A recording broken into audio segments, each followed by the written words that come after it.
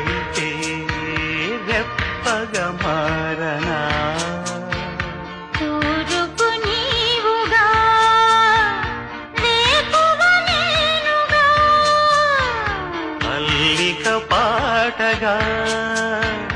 పల్లవి ప్రేమగా ప్రేమించే పెదవులొకటై పొంగించే సుధలు మనవైతే జగతికే అతిథులే జననమదిన ప్రేమ జంటకి ఓం నమః